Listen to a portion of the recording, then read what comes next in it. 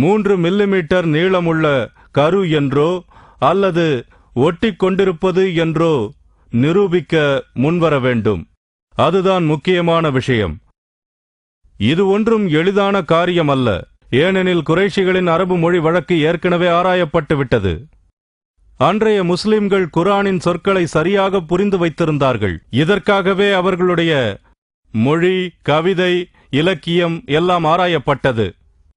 அதனால்தான் அபுபக்கர் என்ற பிரபலமான கல்வியாளர் 1985 ஒரு மாநாட்டில் அவையோர் முன்னிலையில் முகமதின் காலத்தில் குர்ஆன் எப்படி விளங்கப்பட்டதோ அதே நிலை அப்படியேதான் இருக்கிறதா என்ற ஒரு கேள்வியை எழுப்பினார். பழங்கால கவிதைகளை பார்த்தால் அது அப்படியேதான் இருக்கிறது என்று பதிலும் சொன்னார்.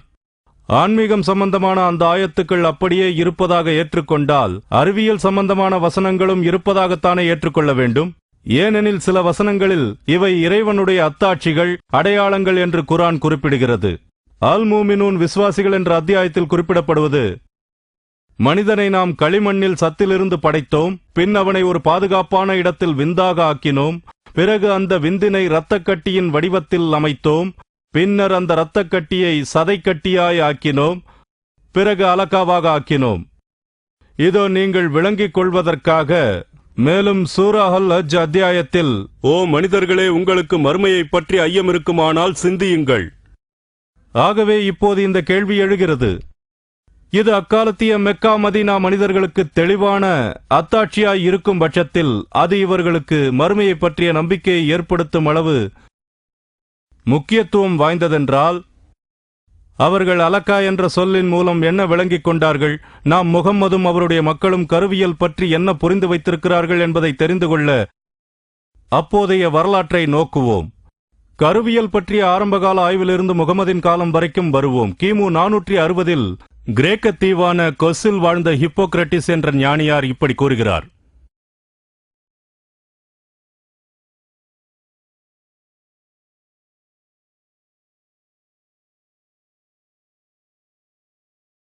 பெற்றோர்களின் உடல்களிலிருந்து உற்பத்தியாவதுதான் விந்து என்கிறார். பலவீனமான பகுதியிலிருந்து பலவீனமான உயிரணுவும், பலமான பகுதியிலிருந்து பலமான உயிரணுவும், அதைத் தொடர்ந்து தாயின் இரத்த உறவை பற்றியும் பேசுகிறார்.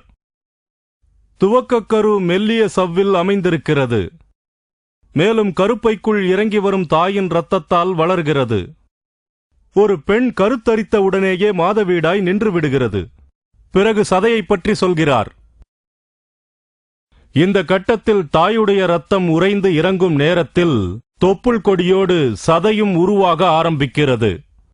கடைசியாகத்தான் எலும்புகள் வலுவடைய ஆரம்பிக்கின்றன. மரத்தின் கிளைகள் படர்வது போல் அது வளர்கின்றன. இவ்வாறாக எலும்பின் வளர்ச்சியை பற்றி அவர் கூறுகின்றார். அடுத்து அரிஸ்டாட்டில் கூறுவதை பார்ப்போம். கிமு 350 அளவில் மிருகங்கள் பற்றி அவர் எழுதிய நூலில் கருவியல் கட்டங்களைப் பற்றி அவர் விவரிக்கிறார். அவர் முதல் விந்து பற்றியும் மாதவிடாய் பற்றியும் பேசுகிறார். இந்த பகுதியில் ஆண் விந்தை பற்றியும் அது தூய்மையான நிலையில் இருப்பதாகவும் குறிப்பிடுகிறார். அதைத் தொடர்ந்து ஆணின் விந்துக்கு பெண்ணின் பங்களிப்பு எதுவாக இருக்கும் என்பது பற்றி விவரிக்கிறார். அதாவது மாதவிடாய் இரத்தத்தை விந்து உறையச் செய்கிறது என்கிறார். பிறகு சதைக்கு வருகிறார். இயற்கை தூய்மையான அம்சங்களிலிருந்து அதை உருவாக்குவதாக சொல்கிறார். சதை மற்றும் அதனுடைய படிவங்களிலிருந்து எலும்பு உருவாகிறது. கடைசியாக சதையைச் சுற்றியும் எலும்பைச் சுற்றியும் நார்ப்பட்டைகள் இணைப்பதாகவும் சொல்கிறார். குர்ஆனும் இதையே சொல்கிறது என்பது தெளிவாக தெரிகிறது. மாதவிடாய் இரத்தத்தில் விந்து உறைந்து சதையாகிறது. பிறகு எலும்பு உண்டாகிறது. பிறகு எலும்பு சதையால் மூடப்படுகிறது என்கிறார். அடுத்து இந்திய மருத்துவத்தை பார்ப்போம்.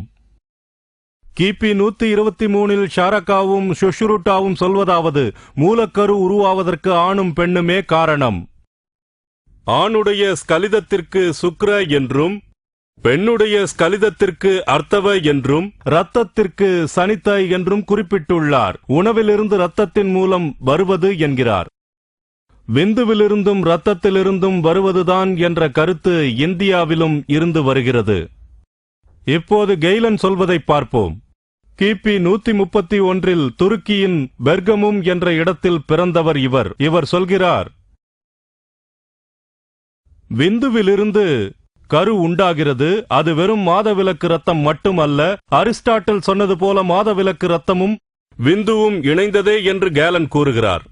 குர்ஆன் கேலனோடு இந்த இடத்தில் ஒத்துப்போகிறது. 76வது அத்தியாயம் 2வது வசனத்தில், நாம் மனிதனை விந்து கலவையிலிருந்து படைத்தோம். இப்பொழுது கேலன் சொல்லும் வளர்ச்சி கட்டங்களை பார்ப்போம். கருவளர்ச்சி கட்டம் கட்டமாக அமைந்ததே என்றுதான் அவரும் சொல்கிறார். முதலில் அவர் விந்து பற்றி கூறுகிறார். அடுத்து அது இரத்தத்தால் நிரப்பப் பெறுவது.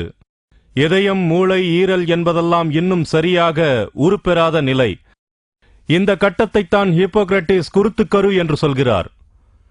இதை குர்ஆனின் 22:5 பிரதிபலிக்கிறது. பிறகு சரியான வடிவம் பெறாத சதைப்பிண்டத்திலிருந்து என்கிறது. இப்போது கரு உருவாக்கத்தின் 3வது கட்டம் வந்துவிட்டது. இந்த சமயத்தில் எல்லா எலும்புகளையும் சுற்றி சதை வளர்ச்சியை இயற்கையாக உருவாக்கிவிட்டுள்ளது.